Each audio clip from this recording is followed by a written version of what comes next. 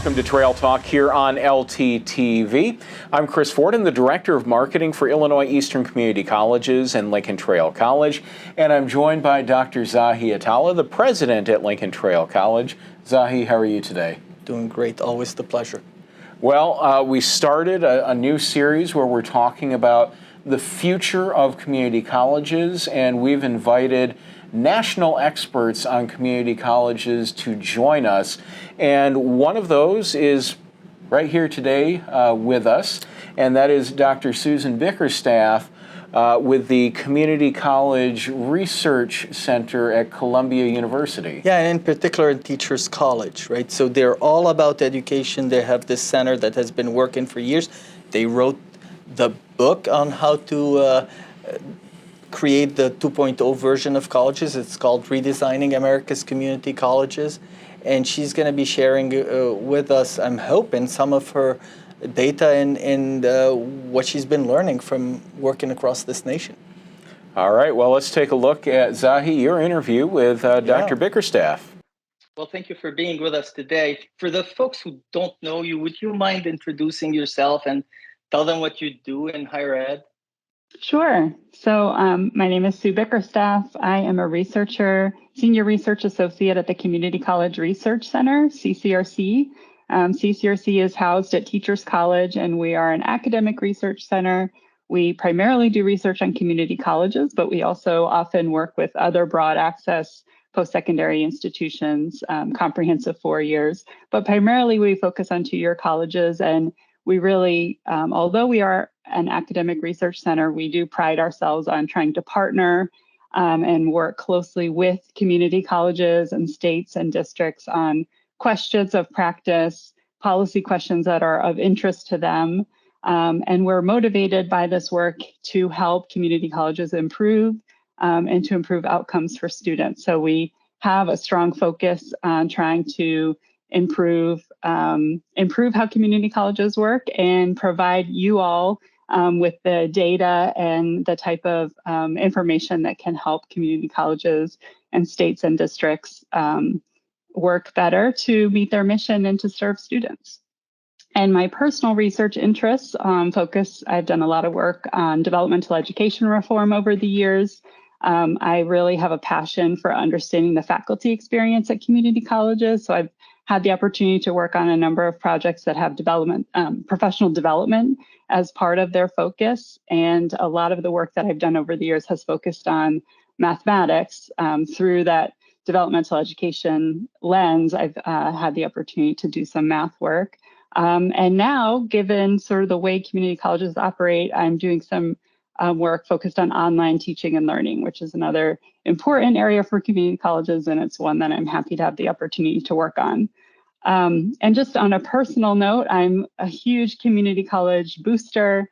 I've been doing this work for 12 years, and I've gotten to visit community colleges around the country and talk to probably at this point hundreds of faculty members and students, and I'm just continually inspired by the effort that community colleges and their faculty and staff put into supporting their students. I think community colleges are the most innovative space in higher education.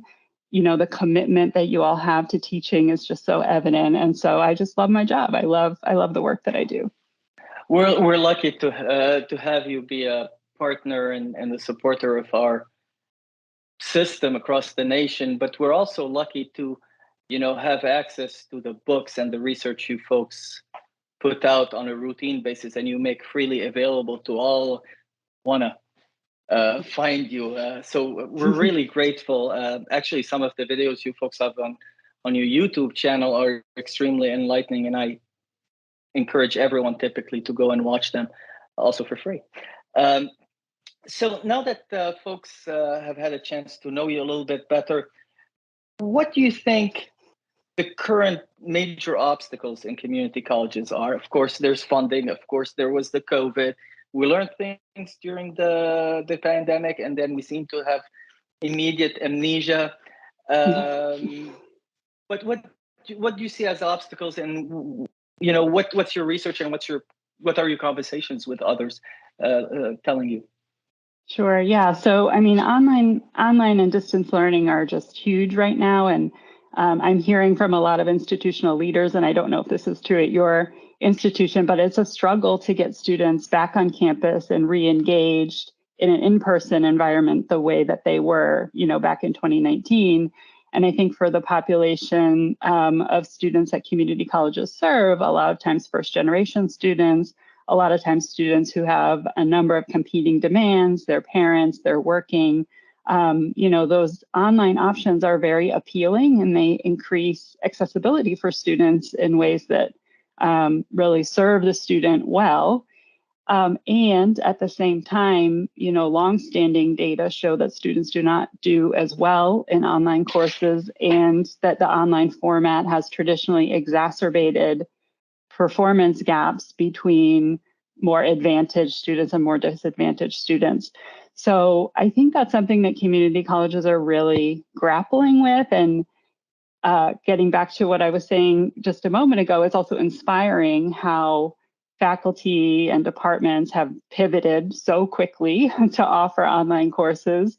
And the infrastructure that colleges built up to make that work during the pandemic are going to serve community colleges over the long term. So professional development that faculty got, like when they were so burned out and tired during the pandemic, that's a long-term investment that will help community colleges deliver higher quality online courses for longer than just, our current moment.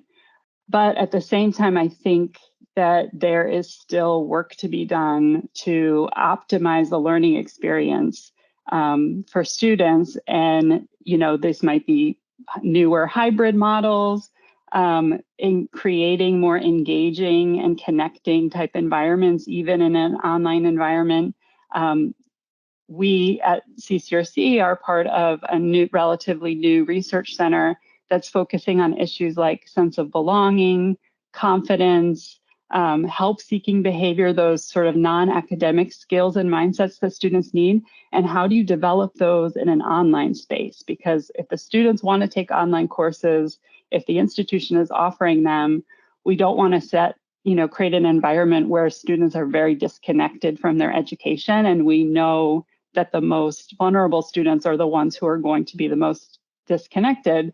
So that requires, new course design, investments in instructional design work, and continued and advancing support for faculty so that they can learn how, new ways of teaching in an online environment. So online education is something I'm really interested in, and it's something I see community colleges continuing to work on, and I think there's more work to be done. And the other pillar of my work, longstanding, is developmental education, and that is a space where, nationally, the changes in the decade that I've been doing this work have just been so dramatic. When I started, it was very typical, or most typical, to see multiple prerequisite developmental education courses, and now in many states, those have largely gone away in favor of co-requisites or direct placement into college level courses. And that's better for students. It's better for students to get them access to those college level courses as soon as possible. And with that comes, new demands on faculty to teach these courses in new ways, to provide those type of supports, maybe happening outside of class or in class through embedded tutoring. And so community colleges, it's not as simple as just making the developmental education courses disappear. It's around restructuring these types of academic supports, embedding them into the classroom, getting them as close to the classroom as possible, because we know that telling students that they can go to the tutoring center might not really meet all students' needs. Right. The supports need to be embedded. So I think there are the structural dimensions of developmental education reform, like building the co-requisite courses and linking them to the college level and changing the placement advising practices. And then there are the human aspects and the instructional aspects around, learning how to, for example, embed new types of supports for students in your teaching, restructuring your math class so it has a stronger conceptual focus. And, there's a wonderful work happening in those spaces, but it requires time and energy on the part of the institutions and the departments and the faculty. So it's been great to watch that evolution. And I know that continues, to be something that community colleges are working on and investing in. And we are, the state of Illinois has, the legislators of the state of Illinois have mandated that we develop plans to move away from developmental education toward a different model, especially because of its impact on disenfranchised communities and populations. But what you described is basically, the third and fourth pillar in the way I'm hearing them of guided pathways, keeping the students on the track and ensuring that they're learning and measuring in measurable ways. We're a long ways in many colleges from that. It's not that it's utopic. It's actually where we should have been 100 years ago, but somehow, we meander our way and take longer. Well, but what do you think the future is going to bring for us? What do you think? Yes, you see evidence that we need to support students directly in the classrooms. Yes. Is the way we've been doing things, which in many cases resembles 1995 when we put our slides on the internet and, we have the quiz and voila, that's an online class. Is that the solution? Are there other opportunities that your research is showing you are the future? Is the HyFlex, that polysynchronous approach, an option? If you had the crystal ball, what are you seeing coming down in our future?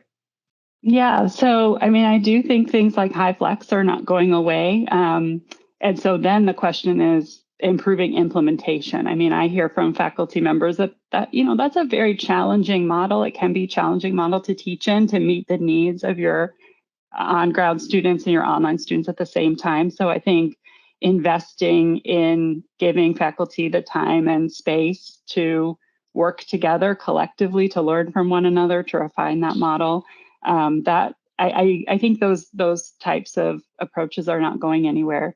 One thing that's getting me excited, and it is connected to guided pathways, is thinking about, I don't know if this term has come across your desk yet, but the idea of a light the fire learning experience. So that when students come to college, and college looks just like high school, meaning you take a math class that you already kind of took in high school. Maybe you didn't do that great in it, but you took it. You take composition, which obviously is so critical, but it kind of seems a little bit like high school English.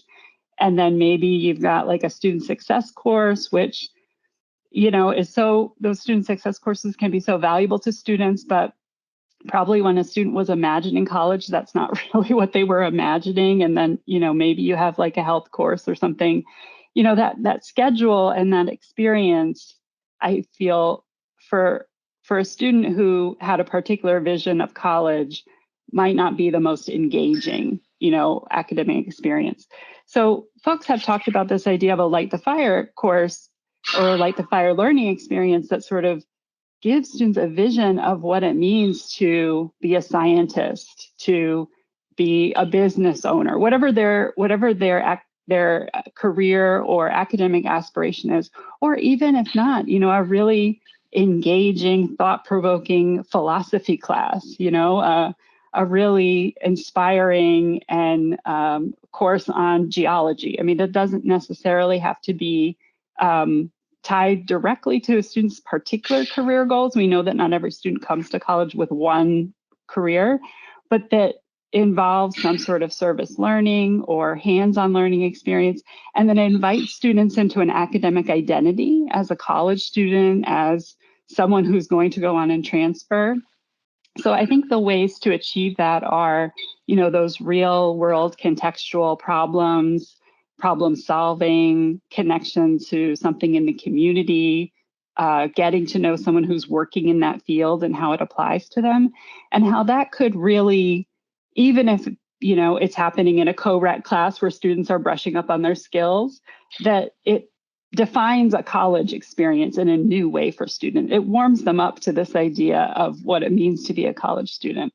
So I'm really interested in how that looks in, for example, composition, in introductory level mathematics, and you see that a little bit with some of the math pathways work, making quantitative reasoning a more engaging and a course that feels relevant to students.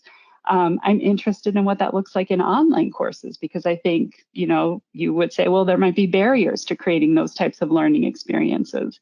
I learned on a site visit to a college recently about faculty embedding resume-ready assignments into their courses. So an assignment in a course that's powerful enough and substantive enough that students could actually put the assignment on their resume because they built some sort of skill, they completed some sort of project, so project-based learning. So those types of experiences early in a student's college career, I think might be transformative.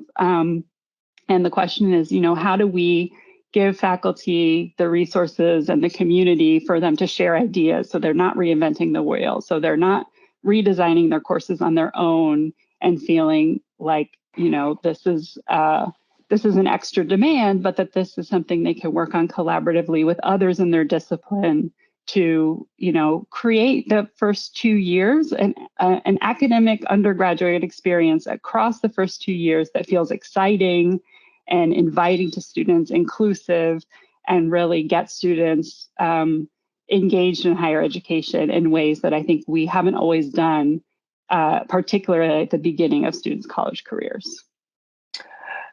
As you're speaking, I was thinking, I'm a person with autism, and I'm a big advocate of universal design for learning. And I'm thinking, as you're describing how we can utilize some of those approaches that are not new, they've been out there since the mid-70s, and how we can, in an online environment, how we can embed vignettes to support students, how we can, do a lecture capture so people can go back and rewatch it. All of those things. Did I hear you right? Are those some of the elements that you're referring to, or did I totally miss the boat? No, I think that's part of it. And online and hybrid courses, as I said, they're not going away. And I'll just speak personally, you feel some resistance to that idea that, that maybe students are not going to be as well served, but we do also have to look at the affordances of them. And I think accessibility is huge. I have been doing focus groups with students this semester for one of my projects, and students are saying how wonderful it is to have transcripts of lectures. And of course, that's something that, technology allows you to do if you're video recording your lecture. And just like that, these multiple ways of delivering content that we didn't really have in a traditional in-person setting that we now have in these hybrid and online settings, like these are real advantages. Then you get to the question of, well, how do we help students take advantage of all of these opportunities? What you don't want are students sort of just logging on, watching the lecture at the last minute, the day before the assignment is due. And I think that requires some infrastructure to help students take advantage of the resources and the materials in an online course. And so whether that's a training module for students, whether it's helping students do some skill building within the course so that they understand, what's going to serve them best as learners. Why might it be important for them to look at the transcript of a lecture while watching it or annotate?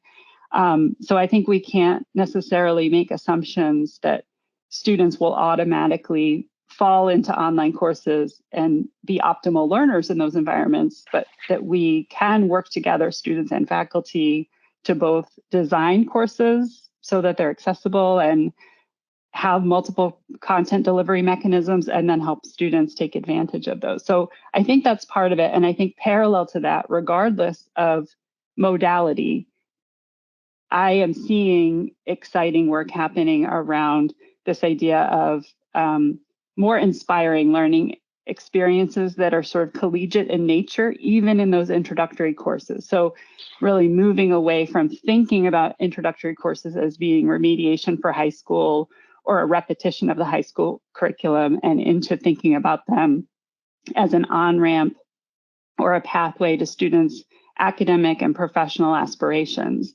And that's exciting to see.